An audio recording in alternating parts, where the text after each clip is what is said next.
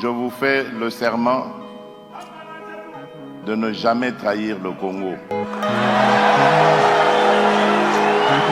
notre population, c'est qu'aujourd'hui, plus que jamais, nous devons garder l'unité entre nous. Les gens ne comprendront pas aujourd'hui ce que je suis en train de dire, mais dans quelques années, ils comprendront.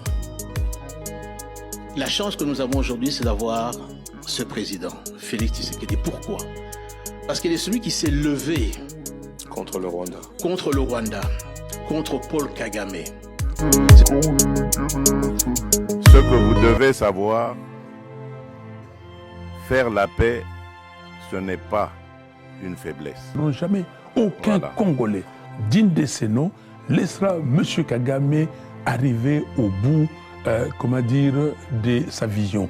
Même si les dominants l'aident, nous sommes 120 millions aujourd'hui.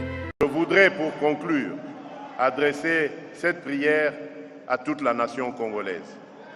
Les ténèbres ne régneront pas toujours. Bonjour, bonsoir à tous. Merci vraiment pour la confiance, Bandeko. Merci, Bandeko. Nous sommes Landa Biso, Bisika Toubo, Landa Biso. Et c'est vraiment ma casse au monde qui va congolais. Botiki misala na bino, botiki makambu nyonso, pour nous sa biso confiance, pour nous kolinga biso, pour nous kopesa biso makasi toke liboso. Merci beaucoup. Na pesa pe merci na ba va soutenir biso na ba niveau 3 spirituellement, physiquement, moralement, financièrement. En tout cas, merci. Donc on a invité bino à tout moment, ceux qui to bandi na epsa bino beaucoup tu ko déroger na règle té avant ya koleka. S'assurer que ça lit devoir patriotique na yo. Oui, ça dit ko aimer vidéo. Oui. Ça dit seule façon que vous pouvez s'abiso pe makasi tokende liboso. Aimer na nos vidéos, commenter positivement, c'est comme ça que tu pour sa chaîne na biso liboso. Pour continuer ko ça pour la sango malam. Merci beaucoup na ba o nyonso ba ko soutenir biso en tout cas. Bandeko lelo tozali le 31 décembre 2025. Na ebisa bino que ba Rwandais ba comprendre qu'en face na ba mibali bazali. Na eto ça la bilan ya année 2025. Jonas Souka.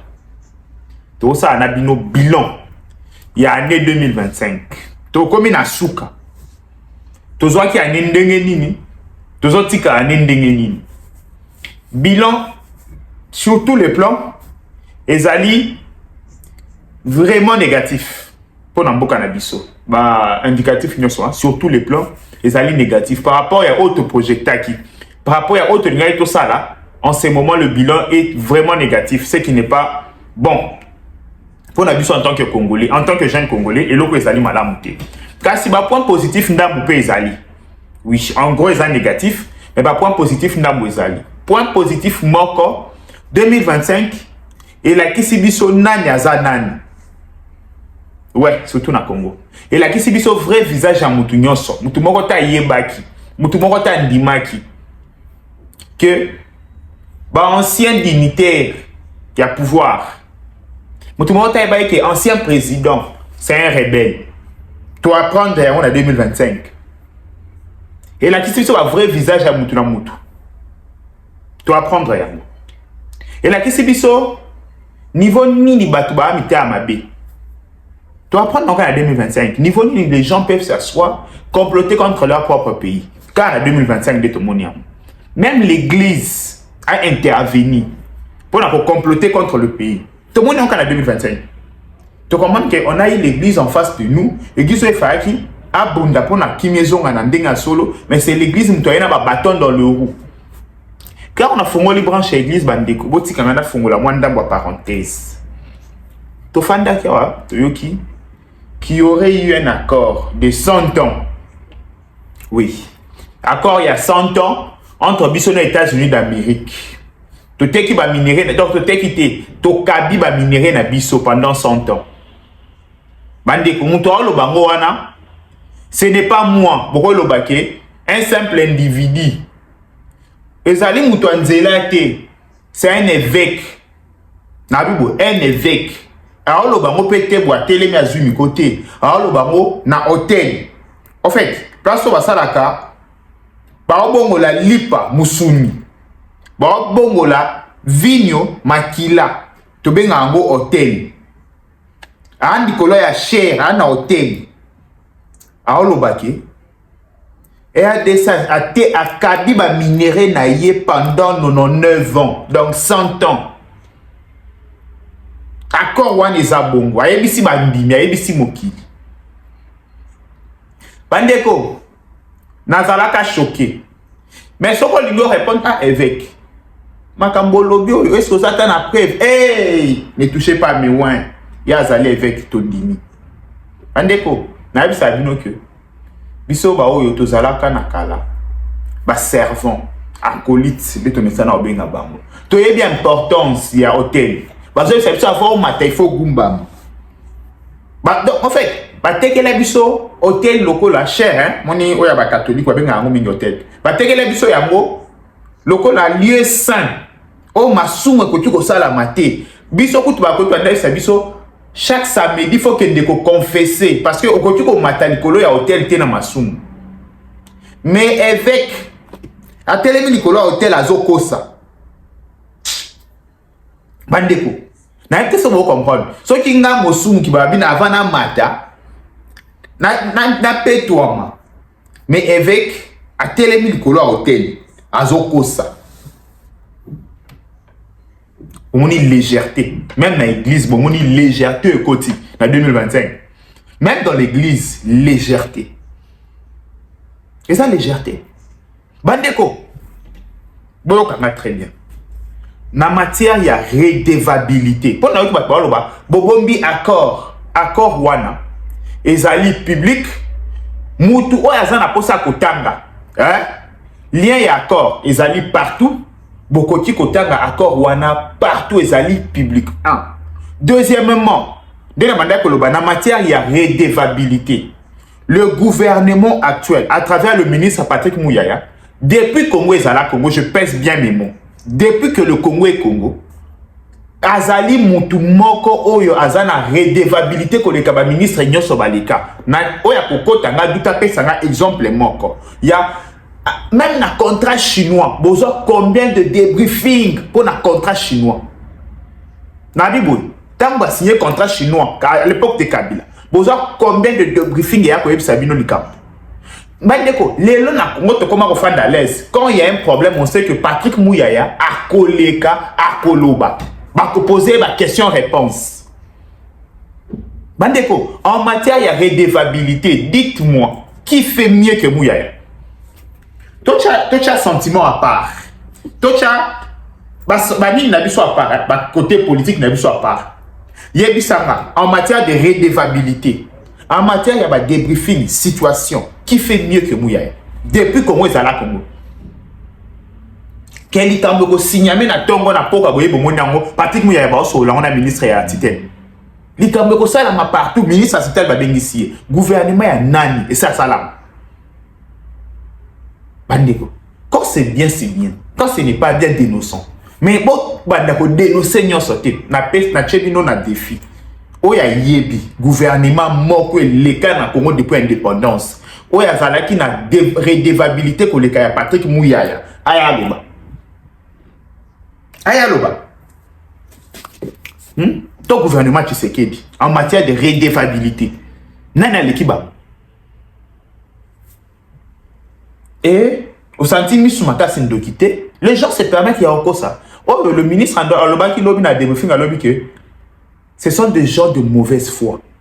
Et en face, il y a Batomte Mamabe, Ata Obandi ko expliquer Bamondengenin. Il y a le quoi ça déjà décision naïe, Maloba naïe ezali basé, fondé sur la mauvaise foi. Bandeko, c'est difficile de convaincre Batobomo.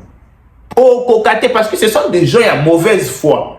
Même ceux qui ont payé bango nini, même à toyeli bango ni kamu noir sur blanc là qui si bango, c'est difficile base à la convaincre. Pourquoi? Parce que base fondation, il y a propos na bango, fondation à raisonnement na bango, ils allaient na motema mabe.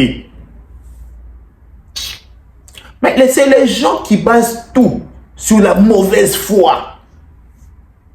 Au moins on doit critiquer Tshisekedi. Si on base à motema mabe, muto bongo bandeko.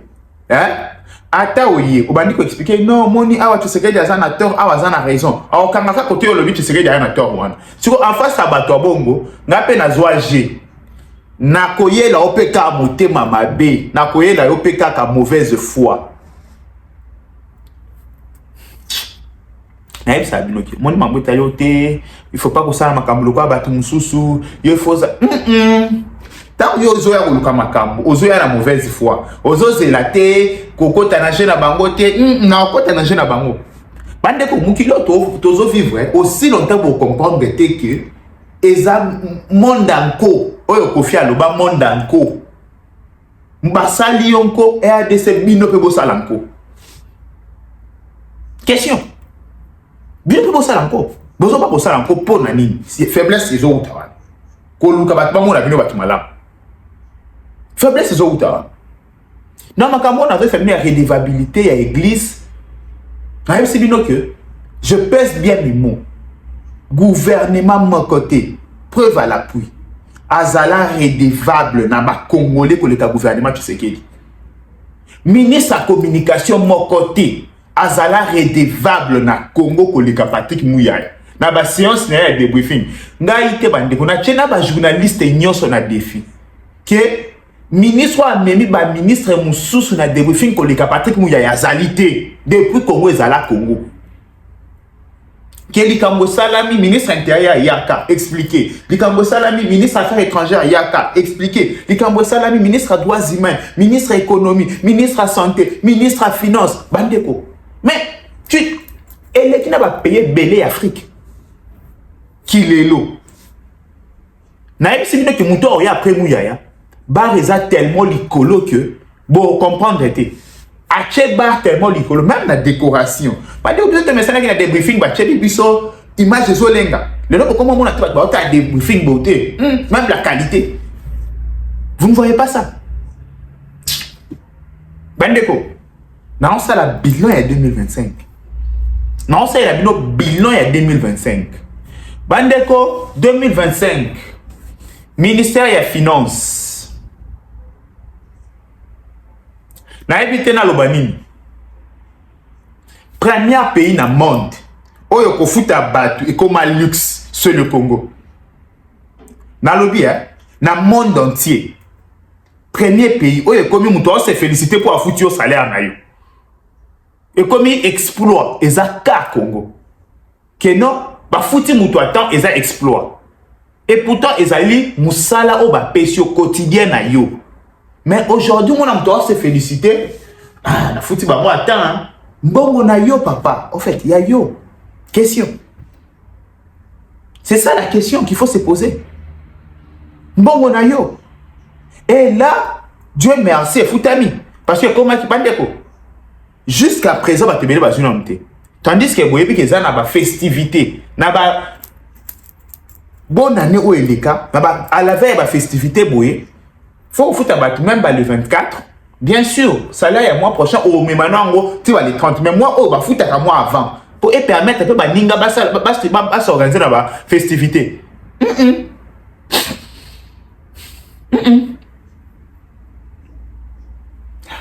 Faut au lobby. La chaîne de garde baï.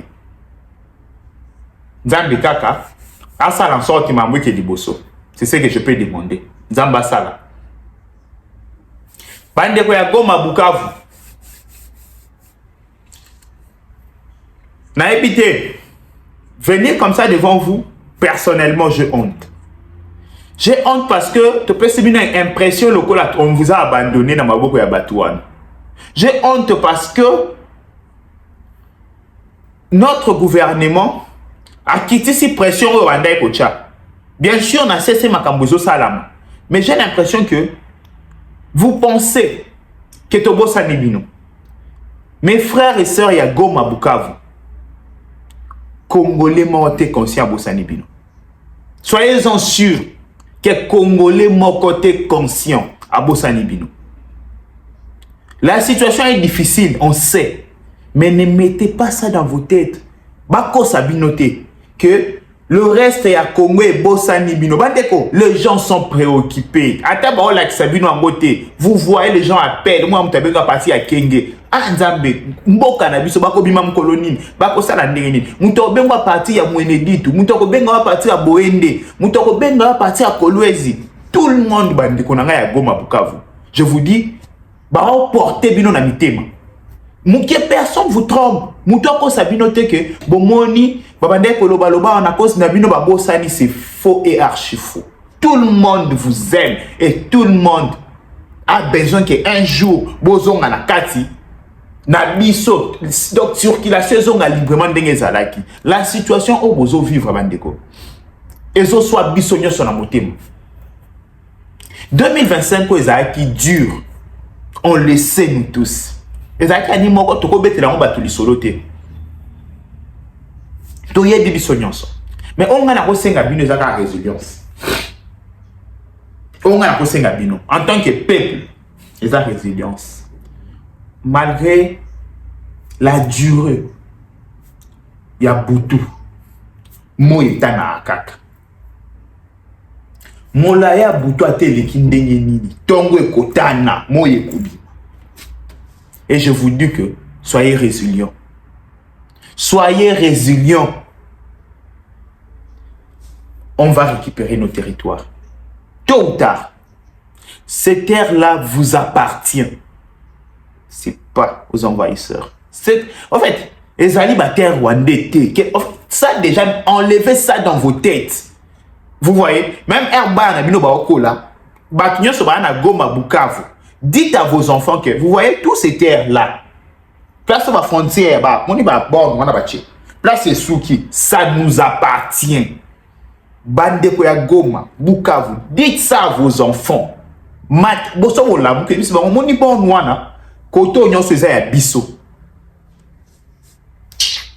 Dites ça à vos enfants, ça vous appartient ces terres-là, que personne ne vous trompe. Qu'il y aurait eu un royaume, dans ce royaume-là, il y avait Massissi, le faux et archi faux. Maintenant, là, ça nous appartient. Bandeko, Moutoko Sabinoté. Et puis, bah, aux oyagoté. Les lots, bah, aux l'obito récupéré. Banana, biso, bako récupéré. Bandeko. Na ebisi minoke. Yo, bocha onka na mutu. Moni, stoka oboti ban. La kisa ba moka ba bon. Moni place wana ti aw. Ya biso. Mwana kola n'esprit wana. Ya biso. Oui. Ya biso. Boganeka mondeni tali biso te. Ya biso. Toi on attend une explication. Nan il faut biso to expliquer que Massissi eza ya biso. Nan il faut biso to expliquer que Bunagana eza ya biso. Ouvrir eza ya biso. Nan il faut biso to expliquer. Ah. Toi ça kana na bat na mboko ya. T'es la senti que Massissi côté pas battre. Ça nous appartient et ça nous appartient. Donc, en fait, Tina infini, et ça y a biso. C'est ça. Vous avez la résilience. Je sais que c'est difficile, mais vous perdez espoir. Mais vous perdre espoir. Année aussi là. Vous avez tout ça, non, non, beaucoup à bateau. Nous chake lo mona mutu.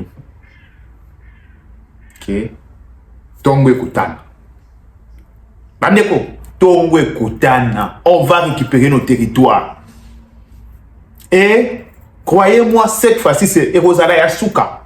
Bah, aventure, on a bon monde, on le sauter. Le grand développement Ezobanda. Soyez-en sûrs. Le grand développement Ezobanda. Nous allons tout mettre en œuvre pour côté wana, to développer un niveau moko spectaculaire. Niveau to développer 2.1 pour to tike la isu sous ton à guerre. Résilience. Nous travaillons de notre côté. Le gouvernement congolais travaille. Bamia sur ça bien. Bande ko ezali mwanda mbuya.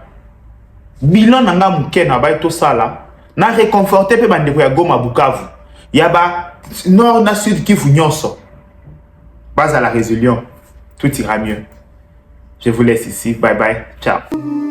À travers l'accès à l'électricité, des territoires lointains vivent à nouveau le retour de l'État comme garant du bien-être commun, conformément à la vision du président de la République, chef de l'État, son Excellence, Monsieur Félix Antoine Tshisekedi. Dans sa démarche d'équité énergétique, Lancer étend progressivement ses interventions sur l'ensemble du pays, en accordant une priorité aux zones les plus touchées par la précarité énergétique. Dans l'espace Grand Équateur, sous l'égide du ministre des Ressources hydrauliques et de l'électricité, son Excellence Aimé Molendo Sacombi, 2 centrales solaires photovoltaïques sont développées simultanément. À Bongandanga, dans la province de la Mongala, à Bassankousou, dans la province de l'Équateur. Ces projets marquent une étape importante dans l'accès à l'énergie moderne dans ces territoires. Accompagnant la mise en œuvre sur le terrain, le directeur général de Lancer, M. Cyprien Mussimar, fait état d'un niveau d'avancement significatif. Bassankousou, construction d'une centrale de 700 kW crête, avec un taux d'exécution de travaux estimé à 96%. Bongandanga, construction d'une centrale de 300 kW crête pour un taux d'exécution de travaux à hauteur de 85%. Dans les 2 sites, l'éclairage public est d'ores et déjà opérationnel, apportant une amélioration nette et visible dans le quotidien des habitants. Là où la nuit avait longtemps occulté les rêves des communautés, se lève désormais un jour nouveau. Et là où l'accès à l'électricité est restauré, c'est le retour de l'autorité de l'État qui est rétabli. Anser, pour un nouveau jour sur la RDC.